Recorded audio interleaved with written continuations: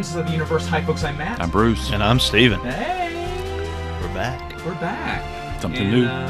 This time we're picking a book series you picked out. Yes. For us now. Give us a little. This is Peter K. Hamilton's. Hamilton. Peter F. Hamilton's Commonwealth Saga. Saga. Yeah. It's 2 books, which could be No, it's broken not 2 out books. to 15. Right. It is one book.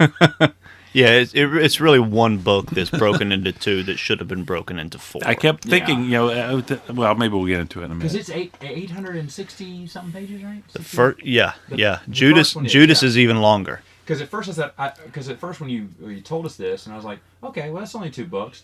And you said, yeah, but I think they're pretty big. I went, let me see. Oh. I mean, we're talking like, Robert Jordan size. Yeah, this is like the Memory of Light. Yeah.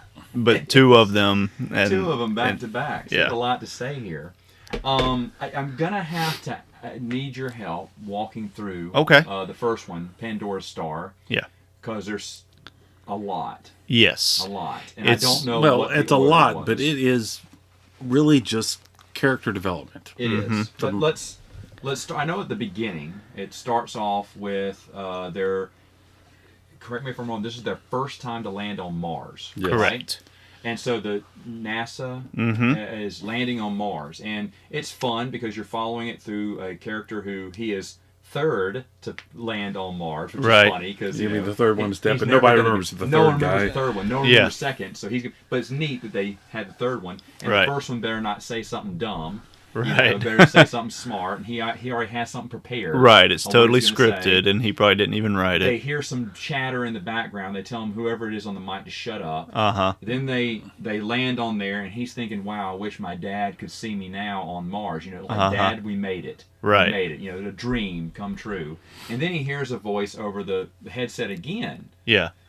Joking around, and he's like, "Who is that?" And they realize that he somebody's doesn't snickering recognize at his big words and Yeah, and he realizes that's not someone who's a part of their crew. Yeah, he realized. I mean, I've been with these guys for, I think it was 18 months or something like that. Being on the ship. Yeah, and I know everybody's voice, and that's no one's voice. And then they turn around, and there is a group of people in ragtag suits. Yeah, well, it's just one guy. Oh, I thought it was 2. Okay, so there's one guy. One guy was there. Okay, and the rest of them are through the and then the other is wormhole. Yeah. You can see 2 people in a lab, or a couple people in a lab, with where his suit's kind of connected to, and he's like, "What's up, dudes?" or whatever. Yeah, he's like, "Hey, dudes." And then we don't know what exactly is going on. it was kind of a hard jump after that. It was 102 pages. I counted until we finally figured out what was going on. Oh, 102 pages. I was pissed. There are books that are shorter than that. Because I counted. I said, how long are we going to go before we realize what's going on? So, Peter F. Hamilton has created this world and universe that has a lot of different things. I want to talk about the universe before I go into because it is all character development. That's all it is, and it's different characters. And you don't even know. I mean, there's a good bit of story set up too, but there's a little bit of and story, there's a lot of characters. Some help with on that too. Okay. It was confusing. my first thought after finishing it was just like, do I just need to go back and do this again? I had to reread. Now I know who's 2. more important and can focus on this next time. Well, I still don't know. Yeah, I still don't know. But so they have. Here we go. OC tattoos, right? Right. Well. Okay. OC tattoos or OC tattoos. I haven't listened to the. Well, I've actually listened to 2 different ones, and one of the narrators calls them OC tattoos, and the other one calls them OC tattoos. Okay, when I was reading it, but OC is for because the O and the C are capitalized. Yeah, but go ahead. It stands for organic circuitry. Right. That it goes in with your brain stem, I guess, and you can control things. So you have what they call a virtual hand. Yeah. And virtual vision that shows up behind, Is that the e-butler? Mm-hmm. Okay. It's basically having your cell phone wired into your body. Okay, yeah. And you can tell it to do different things and stuff like that. People have Unisphere addresses instead of phone numbers. Right. There is rejuvenation, The Right. rejuvenation is very big. That's a very big interesting. which is cloning. It's not Basically- cloning. It's Yeah, it's kind of like cloning, but taking their memories. and when they die, Selective well, memory. okay. So there's two different things. There's rejuvenation, and you go in about every 30 years, Right. and when you come out, you have the body.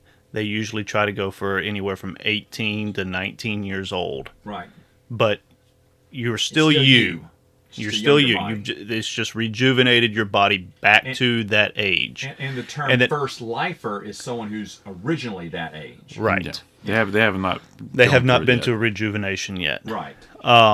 And then everybody has these things called memory crystals, which is basically a dense memory Data core. that if you are wired with all of the Ankh tattoos, then it records your entire life on that memory crystal, Right. so that if you quote unquote die, they call it body loss. They can take that memory crystal And and create. clone you a new Okay, yeah. body with accelerated growth. And you can And in also, about 2 years, you can also choose what memories you want. correct. you can- At rejuvenation, you can have some memories See, wiped. which is this is one of the neat things in the book that I didn't. It was kind of confusing because it didn't play out, but it gave you a lot of interesting ideas because it played with murders and then somebody erasing the last a bit of time so that you would know who we the should murderer mention was. spoilers through this. Yeah, too. Yeah. You know, But-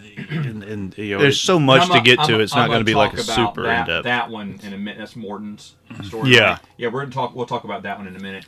But I'm just trying to get the world in because but the there's murder no, loses a There's lot. no of it. explaining this world. No, you're in It the middle is of it. explained every 300 pages, Mm-hmm. where we get an understanding of what exactly an Ankh tattoo is. Well, that's not 300 pages in. That's 210 or something. I don't know. But the thing is, though, all this stuff is mentioned and then later on explained in various areas. Yeah. It's not built up at the beginning like we usually see in a book. Right. So this is There's actually not a- there's- this review is going to actually help you when reading the book. Yeah. There's very little. What do they call it? Narration. It's There's called no it's called I'm thinking of the word because Frank Herbert does this in Dune, which I hate. It's all the setup. Here's what the world's like. What's that called? It's called Data dump. Yeah. it is a There's data not dump. much of There's a. word. There's a word for it where where someone is explaining the world to someone else. Right. Paul Atreides is going to school. Really? The kid's 18 years old and he's just now exploring the universe, knowing what the court's like. But then on the other end, you have the Baron Harkonnen explaining it to his nephew what the political setting is, and that's basically. Man, I almost had the word on the top of my head. It's a dissertation. It's a whatever. They're just basically just explaining the world. They're setting up the world. I'll for think you. of it in just a And minute. there's a lot of that in Frank Herbert's Dune, which I didn't realize. Mm-hmm. Which actually I think Frank Herbert's Dune is kind of overblown now. Everyone calls it this timeless classic. Read it again, because I mean, that word is on the tip of my tongue, but there's lots of setup. There's lots of just explaining the world, explaining the world. In fact, the first third of that book is just explaining this world of Dune. However, that's what you have to do so you can get a knowledge of what's going on, what the cast are, what these, the witches are, what the blah, blah, This book does Yeah. not help you at No. all. This This book book says, is- F that. There's no We're data just gonna- dump. It's just We're just going to assume you know this. It's almost And moving like you characters jumped in and out. Characters that Yeah. disappear after page 100 show back up. in With 600. Yeah.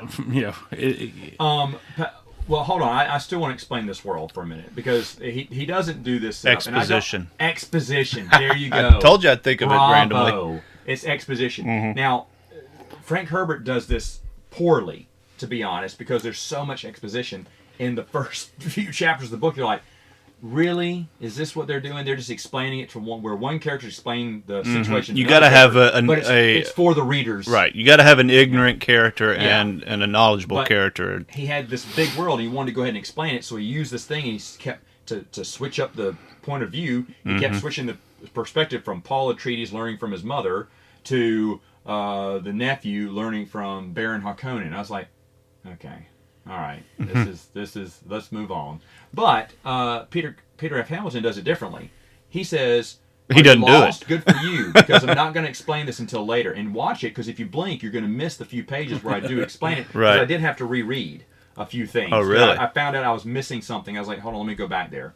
And I had to go back a few pages just to kind of understand a few, like when he started explaining something. I was like, let me go back here, because I'm not getting that. You get your most exposition out of Ozzy.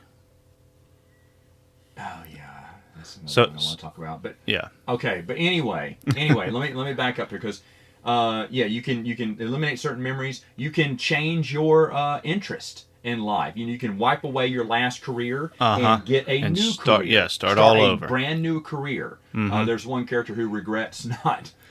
Why did I pick this one again? Why didn't I just wipe my memory and get a new one all over again? This one doesn't pay, or something like that. There's some joke like that in it. And so but the thing is, though, I don't believe, now I could be wrong and please correct me, I don't believe that whole memory core thing is thoroughly explained. I think it's only, kind of, there's little bits of exposition in the people as they talk about memory core. But the whole thing of how it works is never truly. Now, this is just the first book, so I don't know if it does it in the second book. You can piece it together enough. You can piece it together from people's to go with dialogue. And it's only because it's only as people need to use it, and you get you don't get a data dump of what's going on. You just, because you're familiar with science fiction tropes, you can pick up understanding. Okay. Now the only way to explain this, we can't go chronological. I can't go chronological. No, it's going to be very difficult to do that. So I can just go by characters. Okay. And we probably ought to go with Dudley next. Yeah, go with Dudley. Go ahead, explain Dudley. Okay, so Dudley is an astronomer, which is basically He was very famous.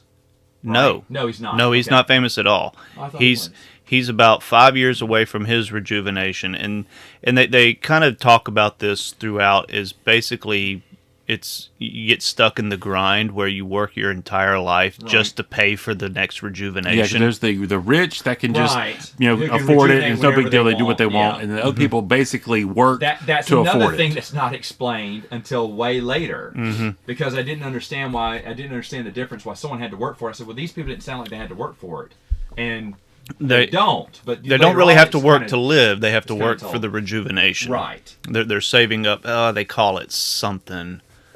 It's basically, I can't remember. They have a name for it, kind of like a 401k, but you're saving up for your rejuvenation. Your pension plan for rejuvenation, yeah. Yeah, that's really all it gets you. But anyway, he's an astronomer on a planet that's kind of on the... So they terraformed these planets in the Commonwealth. They have the first 15. They call it the Big 15. And then they expand out a little bit further. Those are kind of like the main planets. The right. That have been first terraformed. They are the oldest ones. They're the biggest ones. You don't really spend a whole lot of time on them. They just mention them. Yeah, most of them are just mentioned. You go to Augusta 3. Yeah. In the book, I think. Now, I don't know about the second book, but I think you go to... I don't remember the names, but if I remember right, people were... Augusta and Wessex are the biggest ones. Okay, yeah. But go ahead. Wessex is the one that has all the wormhole generators and stuff like that. But anyway, he's on a planet. I don't even remember the name of the planet, but he's an astronomer, which is a dying art because they are already in the stars. So everything's done by computers. He's the one. Never mind. He's the one that says I should have picked a different career. I think so. I think he's the one, because I think astronomy's not. I don't know why I keep torturing myself doing the same thing. Yeah. I think he was the one that said that. But he's a professor at a school, and he's studying this thing called the Dyson pair. It was discovered by somebody named Dyson, and it's a dual star system. Right. And while he's looking at it, all of a sudden, one of them just goes completely blank. Yeah. Like it doesn't flicker, it doesn't turn nova, it doesn't change its light spectrum or anything. It just all of a sudden it's gone. And the Dyson is a very famous. You can see it from a mile away or whatever. It's it's like our North Star or whatever. It just suddenly just goes out. Yeah. And he's trying to figure out what in the world happened. Right. And he's like, this is my chance to make a name for myself. So he travels via wormhole to a planet that's further away where the light has not died yet. Right. And because his e-butler, which records things, was not recording at the time. So he has to go somewhere else. As light's traveling. Goes to another planet that has a telescope that's good enough to see it and everything. And so he does. And then whenever that happens, it spreads all over the place. Everybody's talking about it. Everyone's like, what in the world happened? Yeah. And so that's when the Senate, the Commonwealth Senate, which is mostly made up of the dynasty families. The rich. The rich, yeah. The rich and influential. Right. They decide to build a starship to go investigate what happened because this is not a world. It's a world of interstellar travel, but there's no spaceships because it's all wormholes. Yeah. They walk between planets. Yeah, and that's part of the astronaut that the third guy that steps on Mars is really pissed off about because that was his life, was to travel the stars and everything. And then as soon as they created the wormholes, there were no starships. And I was checking my notes, but I didn't write down the exact pages. But it's almost 300 pages later till we get back to that story. Yeah, he's one of the coolest characters too. Wilson Kime. Well, yeah, which we should mention is the astronaut, the third one to set foot on the moon. Yeah, which I thought was going to be our main character, and that he's well, at least in book one, he's hardly in it.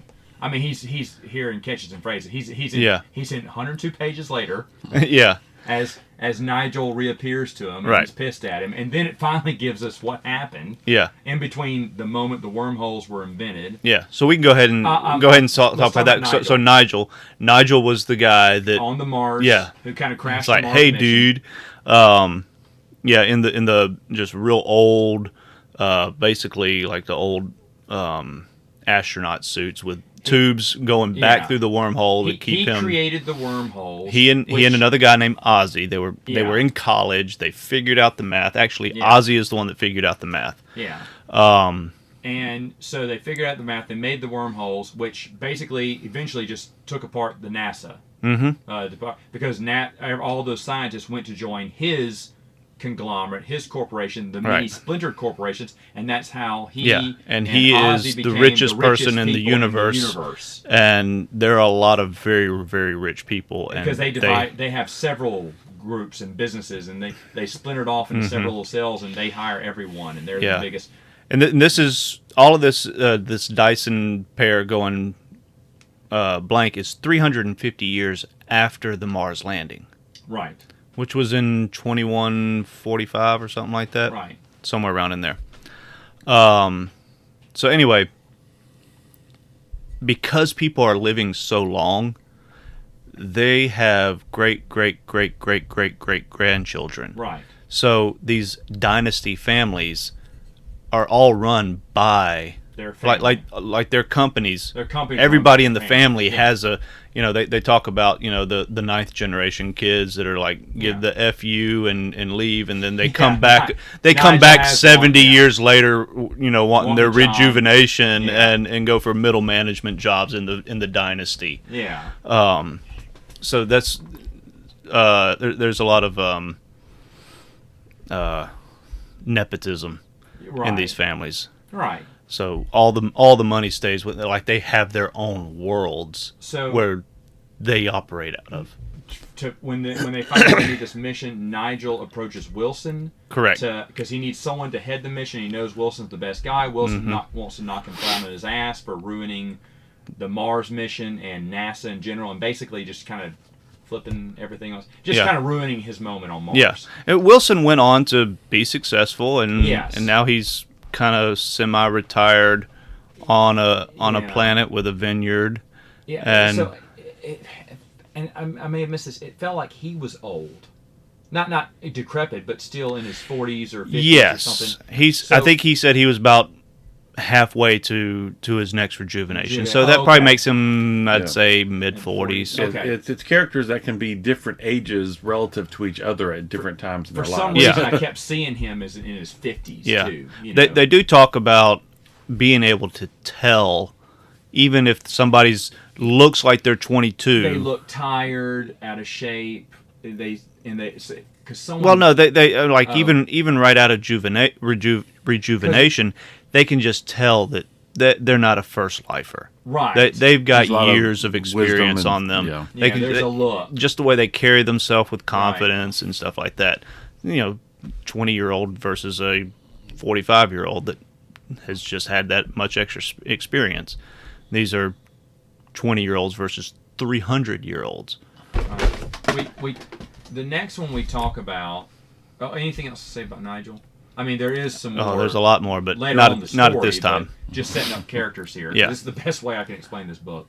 Ozzy, then we've mentioned Ozzy already. Mm-hmm. Ozzy's the other half of that team. He's kind of a lone wolf. Nigel basically runs the companies now. Ozzy's kind of the free spirit.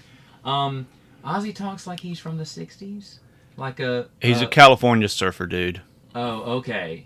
But he's probably one of the oldest human beings. He and Nigel and Wilson Kime and are some of the oldest human beings in the universe. They go back to the beginning of when all this technology started. Yeah. Right. And Wilson is probably the oldest. Hey, dude. Hey, man. What's going on, dude? And he's a California surfer dude. Yeah. Yeah. And then he goes on some kind of spiritual or fascination. I don't understand. So this a kind kid named Orion, which I think is a great idea when you have two characters put together, make their first names sound very similar. Orion and Ozzy. Well, just O and O. Yeah. I mean, after a while, I got who's who, but so this kind of plays when on. you only go to them every 200 pages, you kind of forget after a while. Now I know who's who, but I was like, who is which one? So one of the cool things that Peter F. Hamilton does, and this plays true, and even more so in the next trilogy that has some of these same characters, is he incorporates fantasy into his book. Yeah. So you're talking about the spiritual journey. Yeah. He goes and walks what they call the Sylphine Path. So the old mythology that we have about elves are actual sightings of the Sylphine who have been around for millions of years. Alien race. Right, it's an alien race, and they have these paths that go to different planets and stuff, but they're not obvious paths. You kind of have to feel the path to stay on it and move to these different planets. It's basically a wormhole, but in a more magical way than a science fiction way. And he starts off at an inn, I think, at the beginning of his journey to go down this path. He meets a little stable boy or something like that, who is Orion, who his parents went on the path and never returned. Yeah.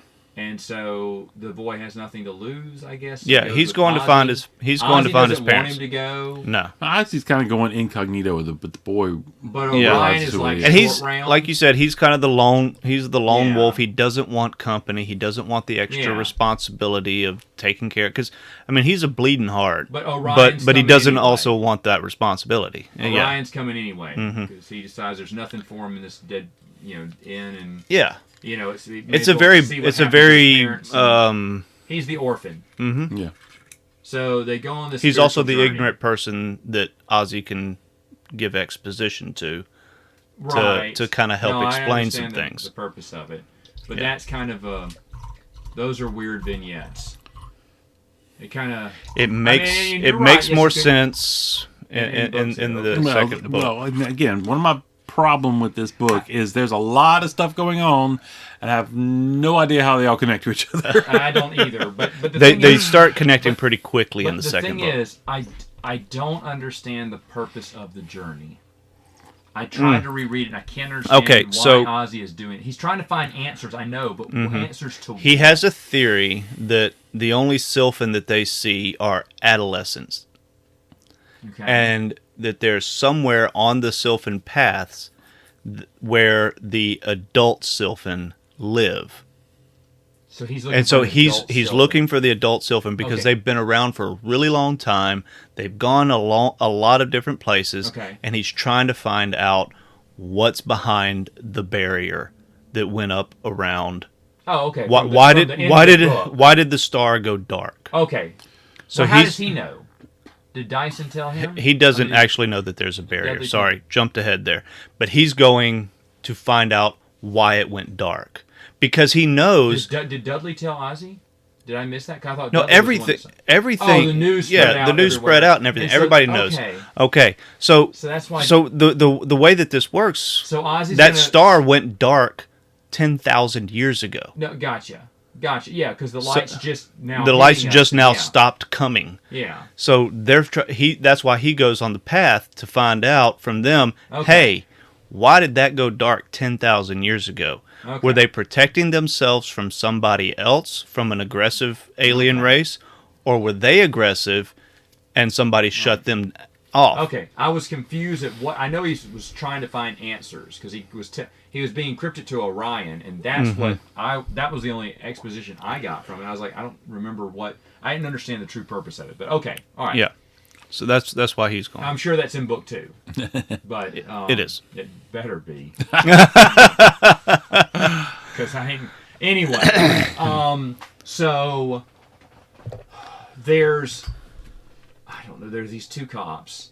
I can't remember their names. Which I have no idea what the story is. But someone has. Well, that's what you get for listening at it right. 2.5 times. I'm gonna stab at this. Someone has killed a clone of someone.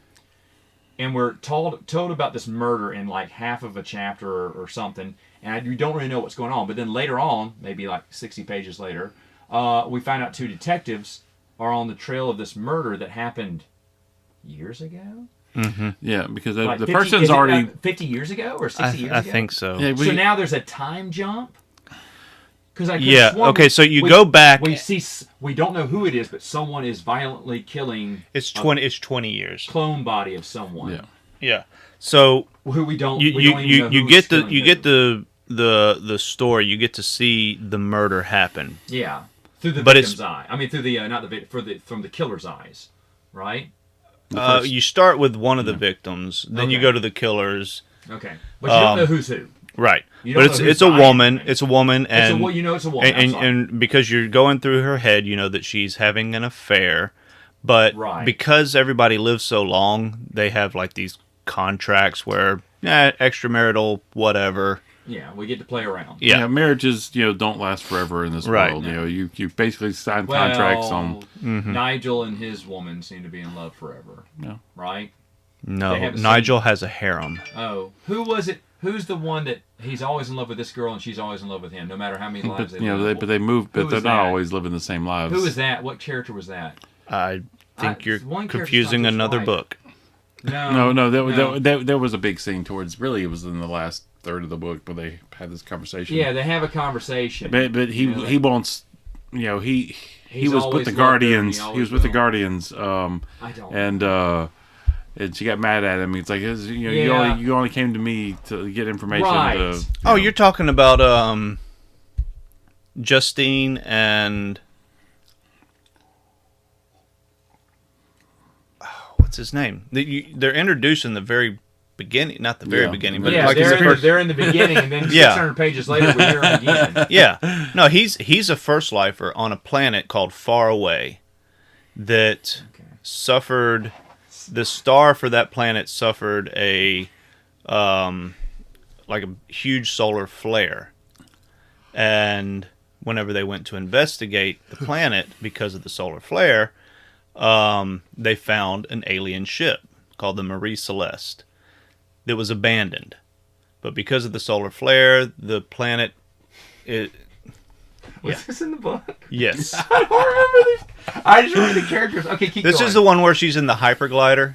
Yeah. And going up through Mount Herculaneum. Yes. And these huge, because they have these huge storms, and it comes in between these mountains, and they have these gliders that go up. Right, I remember that. Yeah. Okay. She had just come out of rejuvenation. No, I do remember this now. Okay. Okay. Anyway, she lands, and this guy comes, and they have like a little 2-day fling or something like that. I do remember that. He's a member of this thing called... It was one of those scenes that you're like, who are these characters, and why are they showing me this? And then you forget about them before they come back up again later. Yeah, I did. Okay, so going back just a minute. So 20 years later, they're trying to solve this murder. These two cops. Well, see, nobody knows that they were murdered. That's why it took 20 years. Because They erased the memory. the murderer packed up all of her stuff, left a note saying that she's leaving with her lover. They didn't know that back then. They Yes. go to investigate the ex-husband who reported the crime, Right. and as they leave after, and that's Morton. Mm-hmm. And after interrogating him in the same chapter, in the next paragraph, we switch point of views from the policeman to Morton. Mm-hmm. And we stay on Morton for another 6 pages as the chapter ends. And I didn't realize, I said, wait, are we supposed to be following the cops or now Morton? This is why I think he is so confused. And then, because it does not make a clear transition No, from there's one no clear character transition. to another. There's no transition. And listening to was it that fast, I had Yeah. to reread it Mm-hmm. because I was like, wait a That minute, was what definitely- just happened? And definitely it a confusion. skips. I mean, it goes from one paragraph, the next paragraph, the cops are going to the car and they say something to each other. Mm-hmm. And And then they're the very saying, next "Wait a thing minute, is back. Yeah. But what if da-da-da? And so they're driving off with more questions and ideas of motive. And then the next paragraph is Morton after they've left, and it's nothing. I thought, oh, it's going to be him saying, "And I did it." No, it's just about who he is, what his life is like. He has his first life girlfriend. I'm like, wait, what? Yeah. And then 6 pages later, the chapter ends. I'm like, well, who are we supposed to follow? Yeah. So anyway, we'll finish Morton's storyline here. Okay. So it turns out that Morton, when he rejuvenated or relifed or something, You don't have to wait until you're rejuvenated or Okay. anything like that. You can go and get a he killed his wife and had her killed. He didn't. okay. I don't. Yeah. But he memory wiped that. Yeah. So he didn't remember And- doing it. And so when they put him on trial, he's like, I didn't kill my wife. Remember, I'm the one that called it in. And they said, but if you memory wiped yourself, how would you know? And that's when he kind of just paused and was like, whoa. Yeah. Did I really kill her? And so... So did the way they caught him was yeah. he- Because he knew all of his wife's stuff. Yeah. How did he know how to pack up? How did he know that all of his wife... Who would have known Yeah. what was his wife's and what was his? right. Because all of his wife's stuff was packed out. Well, if she died, then the murder had to do, or Yeah. whatever, and that was him. Right. And that's how, you're right, that's how they catch him. That's why his mouth's open, and he's like, oh. But they had already established that, in when people did crimes, a lot of times they would erase the memory of the crime because that way it made it harder for. Yeah, because they can do this thing called a memory read, which is very painful, but they can read your memories, and that's why people go and have certain points wiped out, Yeah. so that the cops can't read your memories. Yeah. So, But the and this investigator, is just introduced during this trial, by the way. the We weren't told this beforehand. yeah, we should But- probably touch on Investigator Mayo. You also talk about how it's kind of the pointlessness of murder in this world where people are rejuvenated, and the sentence is basically you lose the same amount of time that they lost before Right. they're rejuvenated. Well, so one of the things that the murderer did was the memory crystals that they have. It's like at the base of the spine or something like that, Okay. or the neck or something. It's somewhere Well, in the back of their head. He shot him and killed him, and then they used like a ion pulse instead of guns, but ruined their memory crystals. So people can actually back up their memories, so that if they need to be relived, Right. Just so in it's case. not just going to be that memory crystal. They can have a backup somewhere, but they Yeah. might lose. It's like not backing up your iPhone for They'll 5 lose days. You don't the have most the recent months of their life. Right. They only know up to a certain Yeah. time. So they- it's like a USB, a smart drive, or whatever external drive. Yeah. You only back up the files. That's how much you know. right. Okay, so does Mayo's story continue after this? Because I thought it ended. You get a little as far bit. As book one goes, you don't see that much of him after this case is solved. Her. Her. Yeah. Took me a while too. No, it is a her. You're right. But okay. So she was. Yeah, the gender's not even revealed till 6700. No, I'm kidding. I don't remember that. But so go ahead. Talk about Maya. So she's from this planet that is. So what they wanted was every planet to be as independent as possible. Okay. So they wanted it to cut down on as many wars as possible because we were all clumped up on Earth, and so different people could go to a specific planet that was more like what they want to be. Well, they had this one that did genetic modifications to be as socialistic as possible, where everybody had a specific drive to do a specific job, or Right. several jobs within a specific character that they would have in their DNA. And so she was one of these children that was born there and then stolen. There were 15, I think, that were stolen as infants. And all of them were returned and found except for one. And she was that one. Her parents eventually told her when she was about 17 or 18, and she immediately turned them in and testified against them at their trial. Right. And it turns out that what her genetic coding was tailored to be was somebody in law enforcement. Right. Incorruptible. Yeah. Does not tell lies. Right. Has to stick to the letter of the law all Exactly. the time. That's how she's... And obsessive compulsive. Right.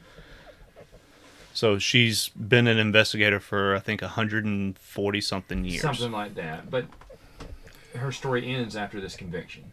At least for book one.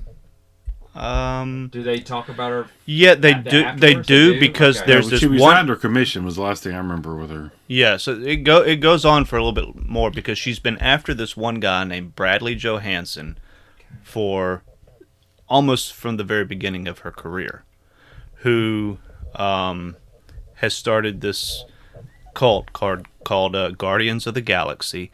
No, it's not actually that, but it's the Guardians of Selfhood or something like that.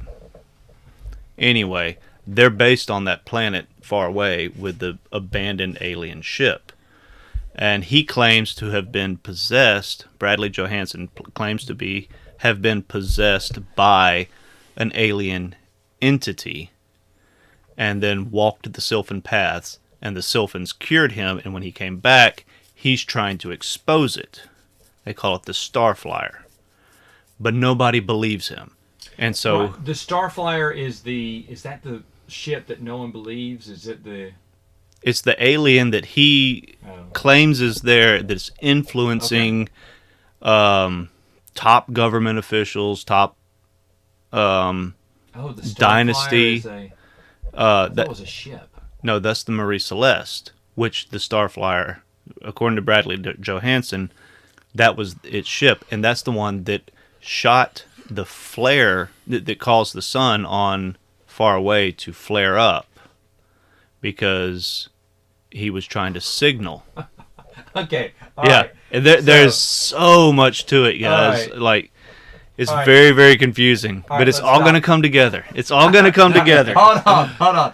Okay, so let's go back. So Morton gets 160 years in prison. You are stuck on Morton. No, He's so minor. Because I'm going to jump something. I'm going to jump something else here. Morton's gone for he's put in deep freeze, right, or something like that, for 160 years. Suspension. And that's it for Morton. Mm-hmm. And then we focus on his first lifer girlfriend for one chapter. Mm-hmm. I can't think of her name right now. Melanie Rescarai. Melanie. And I think, okay, now she's going to be a major player. After that chapter, she's not mentioned ever again in the book. Yes, she is. No, she's not in the first book, at least. Is she? Yes, quite a bit. Okay, all I remember was her little mini adventure, and I thought, well, we'll touch back on her. I don't remember it touching back on her. Wait. Okay. Who's she trying to... She's the reporter. That's the one For, that's wait for the Morton. reporter, She that's gets right. her own... Oh, I thought she got her own show or something. She was working... The porn store and all that stuff. Yeah, was a she did the porn star but then thing she first. Stopped that and got out because of her uncle worked for a... Her uncle... So there's this thing called the SI, the Sentient Intelligence, that people could upload their memories to. If they did not want to continue with rejuvenation and stuff, and they so could. For exchange for getting her out of this bum contract and everything, the uncle says, yeah, and she wants to work for him. He's like, okay, but we get to record everything that goes on. You're going to be a test pigeon for us or whatever. Yeah. So she agrees to that. Mm-hmm. And that's it. Yeah. I mean, there's nothing else. There's nothing. There's not in the book. Was there anything else for that? She ends up being. She's probably set up to be something more. You might be thinking of the next book. Well, I know. I'm just talking about the first book. It's definitely been set up for more, but maybe so. But that's it. And that was like midway through. That was like in the 300s. And I was like, okay, we'll see her again. No, we wouldn't. Okay. All right. So have we gotten all the characters here? I'm trying to think. Well, there's also Adam Alvin, who works for Bradley Johansson as his arms dealer. Okay. Who is on the run from Ptolemaio, also because he's. Okay. There was a mistake years and years ago. They accidentally blew up this train station and killed a whole bunch of people. Yeah. I do remember that. Okay. Yes. Okay. So he's trying to avoid Ptolemaio. He's very, very smart, plays the long game, and he's getting all these specialty weapons and stuff like that for Bradley Johansson to take to far away. So. And there's also the... Oh, we're going to talk about the alien entity. Okay, well, we'll hold on. So let me. We'll talk about that. So they build the spaceship. They go out into the whatever. Yeah, the barrier, they go to the barrier, and they can't get in it. It's impenetrable right now. Mm-hmm. So the next few chapters or pages or what is it? Feels like a very dead episode of Star Trek, where they they're exploring around things, and they're exploring so around. this barrier is around an entire star system. Right. I mean, just think of something that's big enough to enclose everything all the way out to Pluto. They don't know what it is, how to get through it. They find a window. They found basically into it, a little hole or something. They found basically something that was the size of a planet, and they start exploring around that. But it has no gravitational pull. It has no. Right. I mean, like they can just go right up to it and touch it and everything. Yeah. Found out that it's kind of a webbed-like thing. So then, all of a sudden, they're inside of it, Wilson exploring. Is the captain of the ship right now. Mm-hmm. He's kind of like Captain Kirk. As there's Oscar, who's he's his XO. Oh right, that's where Oscar is in this. Mm-hmm. I forgot about Oscar. Okay, so as they send out a team to go an exploratory team, that's when an alien armada or threat comes toward them. Well, Dudley Bowes is also disappears. in that team. He's on the exploratory team too for some odd reason. An astronomer is there, but Dudley's anyway. There. All right. So anyway, the barrier automatically drops. By no one did anything. Just all of a sudden, suddenly it's gone. Alien race is coming at him. Oh It yeah. doesn't look friendly. So Wilson has to pull that crew back to escape. He doesn't get them back in time. Right. He has to leave them to what we think is going to die. I guess they're going to die. Yeah. It's Dudley and one other person. Yeah, and then he takes off. Goes back. And they have this it's like an onboard wormhole generator that they can jump into hyperspace and travel very quickly. Right. And so they do that to get away, but they have to leave some people, and they give the bad news to Earth that people didn't make it back on the mission. Mm-hmm. And I still don't understand. And as far as they know, the crew is dead. The alien race that has been cut off is very aggressive and very hostile.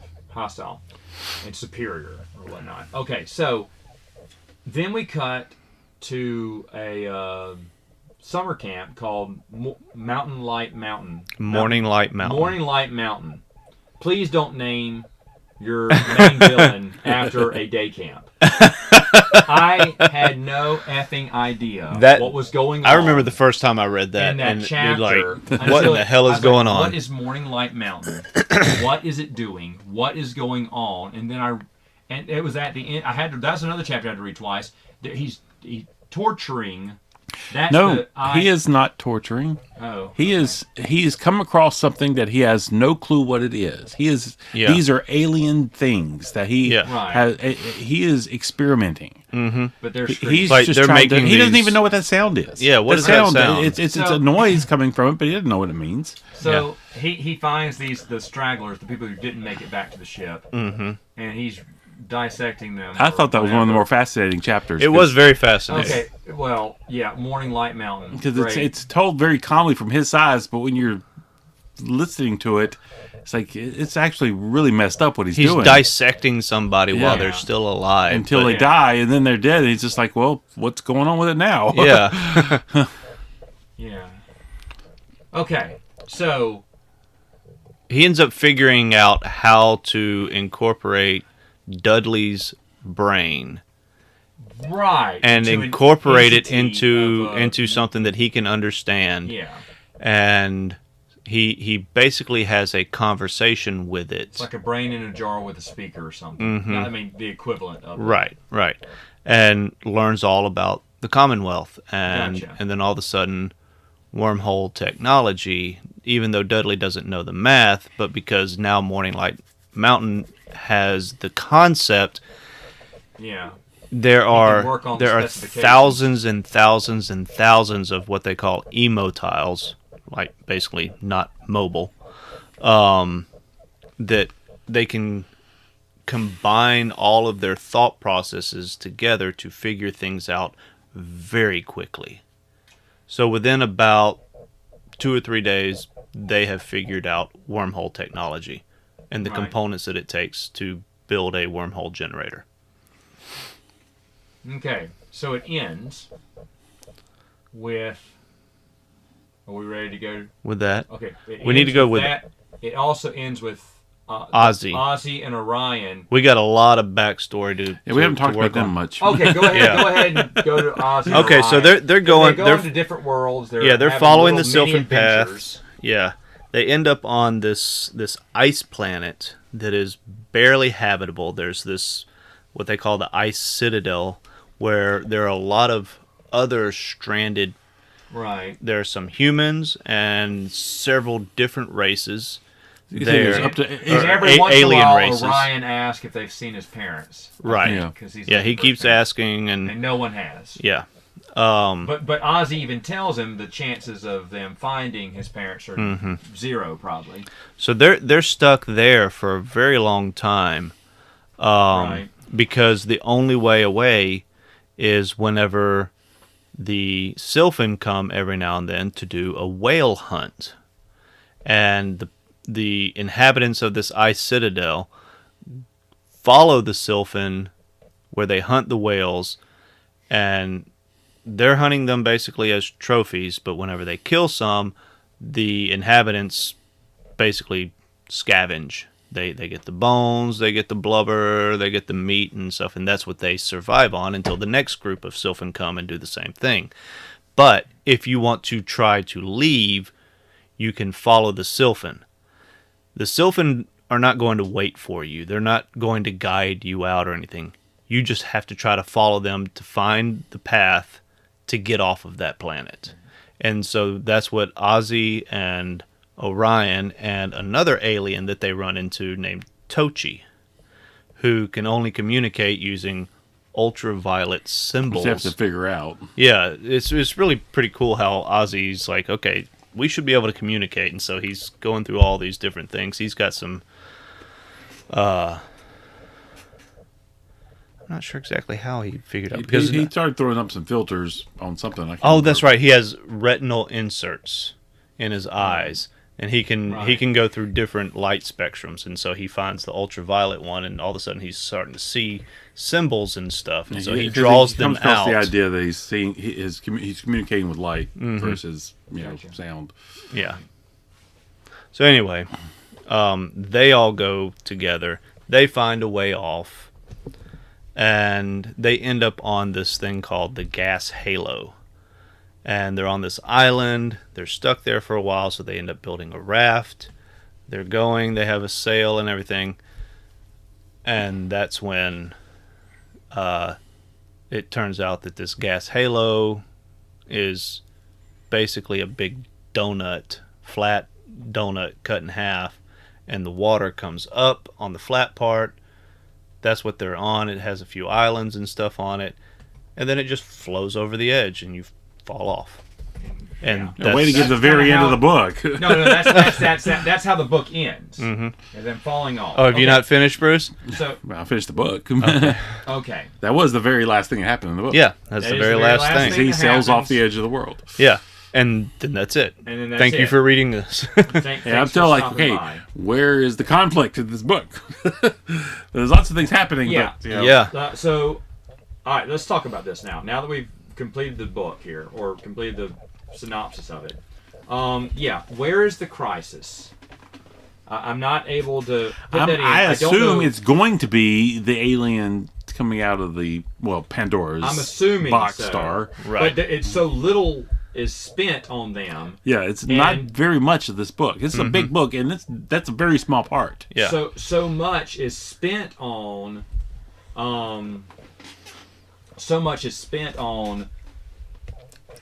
characters and putting them on nothing. all these different paths. We didn't even talk about Mark Vernon. Someone who gets rejuvenated and has a new relived or what, I don't know what it is. He has a new girlfriend, brings him to the family barbecue. Yeah, that's Mark Vernon's father. Okay, yeah, we get a nice story about that, and that's it. He's like the most normal person in the entire book. There's a lot of normal people here, but so I don't know who our main protagonist is. I'm assuming Ozzy is at least one up, if not I guess, but the oldest man in the world talking like a hippie is not. I like Ozzy. He's one of my favorite characters too. Really? Okay. Not so Ozzy and Wilson and Mark Vernon, who we haven't really talked about. Go ahead and talk about Mark. He's a mechanic. He's a first lifer, married to. No, we did talk about him. He's married to the girl. Because that's the one that he's. She's as far as minor characters go, she's about as minor as they get. Okay. His wife. Okay. You're thinking of Justine, and who is a Bernelli, a dynasty family. Okay. She has a father named Gore Benelli, who is so tattooed up with Ock tattoos that he is gold. Yeah. He's pretty cool too. Okay. He's got a really cool scene in the next book you are gonna like. No, Mark is married to a second or third lifer woman. They have 2 kids. He's kind of in this dead-end job and on a dead-end planet and everything. It was really kind of one of the times that they show you just the difference, because he's the first lifer and she is, really old. She's in a young body that's equivalent to his, but 150, 200 years old. It's into the the age difference it shows. Yeah. And the fact that she is not in her first life kind of encourages him to not wait until his second life to get off this dead-end island or dead-end planet with a dead-end job. So they move to this planet called I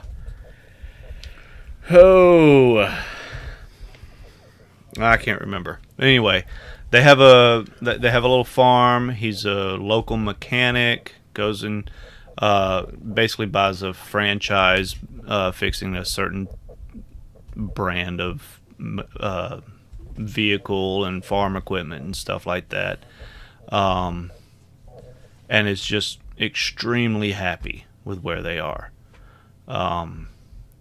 It's just a much better life.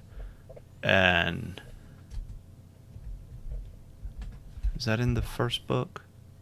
I have Not no ringing idea, a bell because that is nothing you I said. know that part is in the first book, but I don't think what I was about to say is. I have a feeling that he was I remember the bit with his wife at the beginning of the book, and I don't remember anything else with him.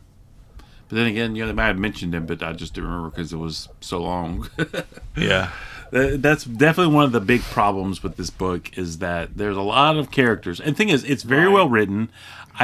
am engaged in every aspect when I'm in that part, but there's so many different parts. You're jumping from place to place. You forget where you were. You forget who characters are. Yeah. It's just way big. Well, as soon as this first book, the second book starts, it starts shrinking. Yeah.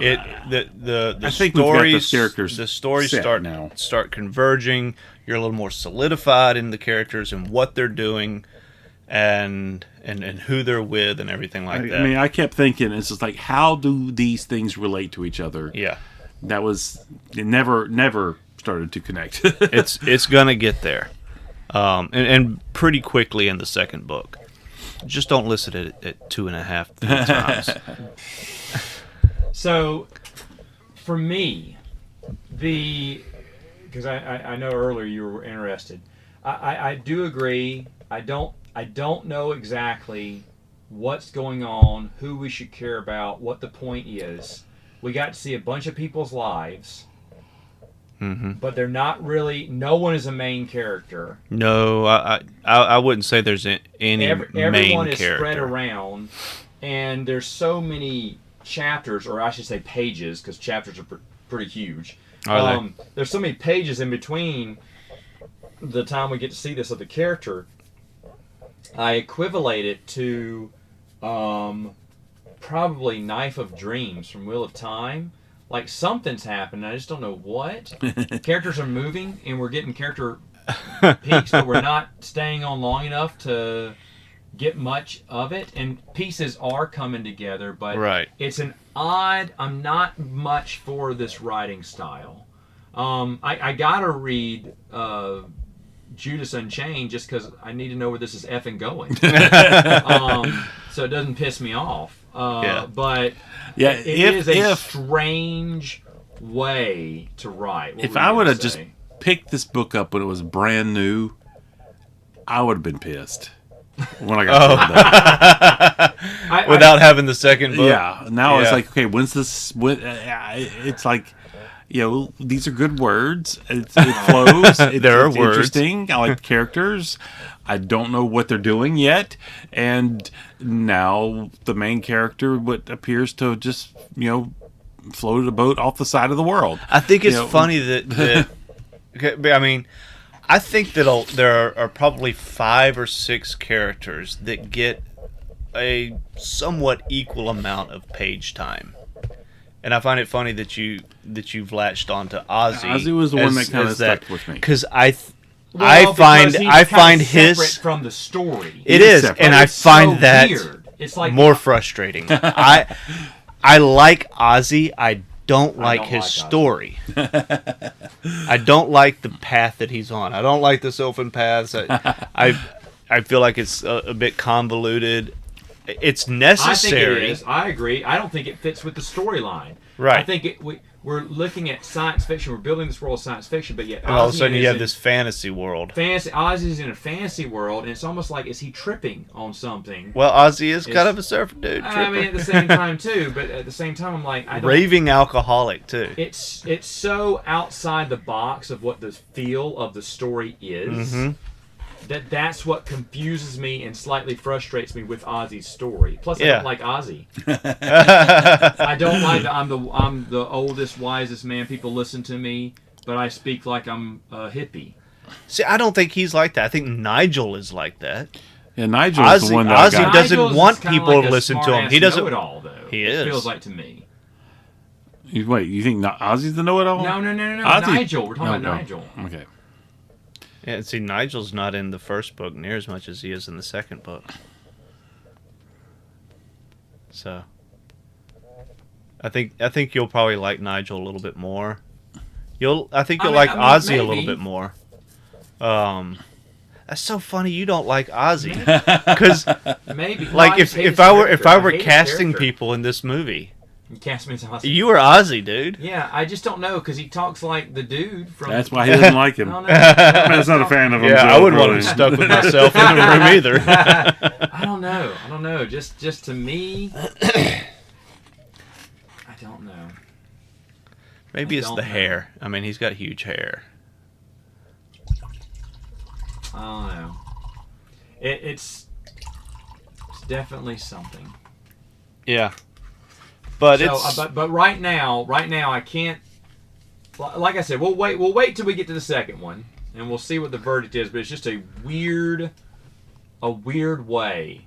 I make fun of Frank. What I was saying in there earlier, with all the exposition that Frank Herbert offers, it kind of deludes Dune for me. Yeah. With zero exposition, just about what Peter F. Hamilton does.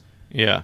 Is on the other spectrum of Frank Herbert. He takes the show don't tell very, very too much, very seriously, to the extreme. When you have a world that you want to create so many different aspects in, but you don't want to take the time to explain them because you know them, it's like he's telling a story it's like you came in the middle of the story, and you're reading book 4 of a series, except nothing has happened yet because everyone's still playing around on Earth.